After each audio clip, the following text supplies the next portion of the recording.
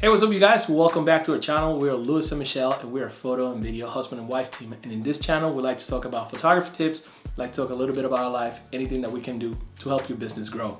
So in today's video, we're going to be talking about and giving you guys a little bit of advice if you are shooting your first wedding. We're going to give you a couple of tips that we think are the most important to look out for based on our experience in the wedding world, and so that you guys can know what to look out for and what to plan ahead for your first wedding. So before we begin, make sure to like, subscribe, hit the notification bell. That way you can be notified whenever we put a new video, and let's get started. So the first tip that we would highly recommend after shooting many weddings, and is something that actually when you're shooting your first wedding, a lot of people don't really even think about. I don't think that was something that we even really thought about in our very first wedding. Absolutely. But it makes so much sense now, and I honestly wouldn't even imagine doing a wedding without doing this, is to make a timeline for photography purposes for the wedding day. I think when you first start, you kind of just say, okay, what time you need us there, and then you kind of just go with the show. And that is not something you want to do as a wedding photographer. So you definitely want to make a timeline so that you can help guide the day, and you know that you're gonna have enough time to photograph everything and get all those special memories that your couple wants and needs. So we definitely suggest going over a timeline of scheduled events. So like, for example, when you get there, if you're gonna do any detail photos, like kind of how much time you're gonna take into that, bride prep, groom prep, if you're gonna go in between the rooms, you definitely wanna account for all of that and have that written down. And I would always say the more time, the better, because you just never really know what's gonna happen in a wedding day.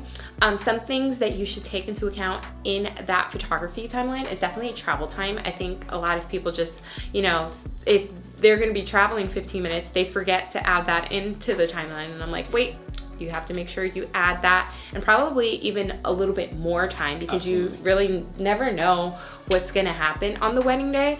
So we highly suggest going through that timeline and making sure that it's thorough and it really has everything laid out and basically everything you're going to be doing throughout the day. So this is definitely something you want to talk about with your couple beforehand, so you don't want to kind of make it a surprise when you get there. You want them to know about what your timeline is going to look like. That way they can pitch in if there's anything that they see in there that or they want to add into that, or they are like, oh, we don't want these photos, instead we want to do this instead. So that way, if they have any ideas or they want to add anything to the timeline or take anything away, you guys are all on the same page on wedding day. I always say wedding day is not the time for surprises.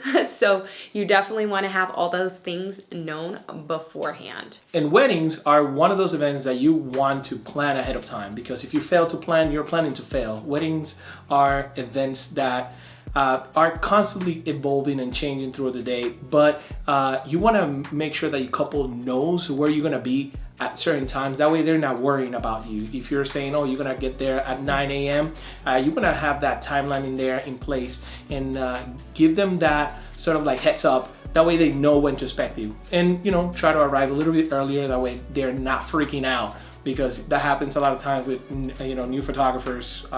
They say they're scheduled to be there at 10, but they're getting there at 10, the bride is already freaking out. So you don't want that. You want to make sure that the day is flawless, and that you're there, you know, capturing the day in the order that you decided. Yeah, and you definitely want to have laid out exactly what that's going to look like, and definitely have that out in writing. It's going to be helpful throughout the day. That way you can look back, like if you're like, okay, have I done this photo? Did I do that already? Was that done in this part of the time, or am I going to have to move that next? It's just something nice to refer to afterwards. So I would suggest maybe like even having it on your phone, or some people like to print it out. Either way, make sure that you have that on hand throughout the day. And it also helps your team. If you're working with a team, facilitating that timeline to them is going to help them know what you're going to be doing, in case that while you're covering the bride, they're covering the groom, they know what you're doing at a certain time, and it's an easier way to make sure that everything is flowing. Yeah, and this pretty much leads us to our next point that I think is very, very important, is making sure that you guys are having a very open line of communication with the couple beforehand and throughout the wedding. So beforehand, obviously, that's gonna be making that timeline and talking about expectations, what you're gonna be doing. Now, the day of, we always suggest you guys communicating throughout the day. Okay guys, now we're gonna be doing detailed photos, so we'll be back in about 30 minutes to start rope shots, so just to let you guys know. That way everybody kind of knows what's coming up next, and you also look like you're in control. So that's a very big part, I think, of being a wedding photographer, is showing that you're in control, you are able to help out with everybody involved and get them together, picture ready, and kind of communicating all the next steps is going to help everybody. So bridal party, family, letting them know, okay guys, now we're gonna do this, then we're gonna do that. That's gonna make everybody feel at ease and show that you're really in control of the wedding day. And you need to do this from the moment that you arrive. You want to establish that line of communication the day of the wedding. But with your couple, you want to establish it as soon as possible. You want to start talking to them. You want to share ideas. You know, you want to create that connection beforehand. That way whenever you get there, it's easier, so you can start with the couple, and then from there you lead and talking to everybody else that is in there, and they get to know you right away. Yeah, and throughout the wedding day, since you're gonna be with everybody for so long, I feel like everybody's usually going to be looking at you. So, okay, so what's next? So what's next? So just showing that you are already taking initiative in that is going to help out so much in just the mood of the day. Absolutely. And how getting everything started and making everybody feel relaxed. So now we're going to go ahead to the next point, which is creating a family portrait shot list.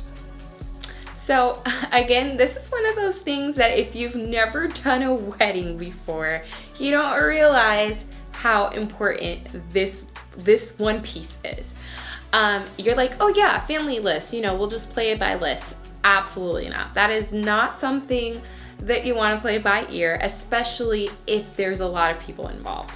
You want to have that list beforehand, and you want to make it as smooth as possible so that literally you're just like, okay, next, next, and next, because if not, it can get really, really chaotic. And a lot of photographers, I think that they get nervous whenever people talk about lists, but this specific list, which is, you know, for the immediate family and the family that they want after the ceremony, you really want to have that, because that helps a lot when it comes to time efficiency, and it allows you to like move quickly from one group to the next, and also allows you to not forget anybody, because once the wedding is over, if you forgot to take photos of somebody that they wanted, you know, that can be one of those things that can create an uncomfortable situation, I'll say. Yeah, you definitely want to make sure you don't miss anyone, and making a list is going to be so helpful, because that way you can kind of like check it off and know that that photo has been taken.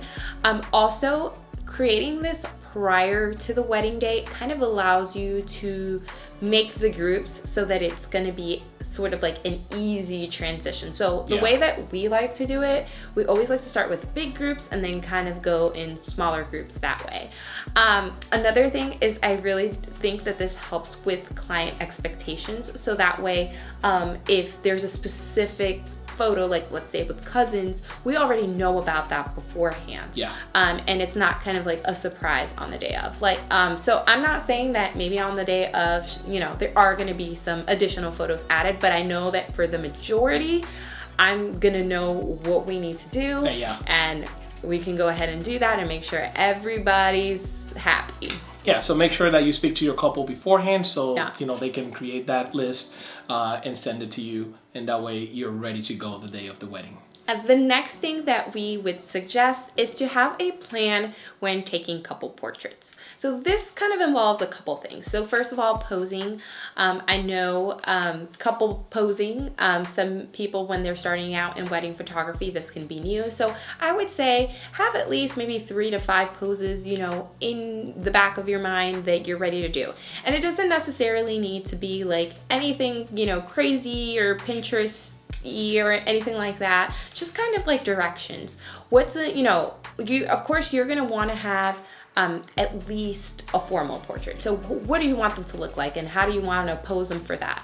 Afterwards, what are some candid directions you can give them? So something like, walking or maybe hugging and stuff like that. So definitely have something in the back of your head that you want to make sure that you do, or some directions you want to give them for those couple portraits. Yeah, and that'll give you like a head start during the portrait session. That way you're not like sort of like blanking out right away. Exactly. You want to make sure that you have some sort of like plan going into it.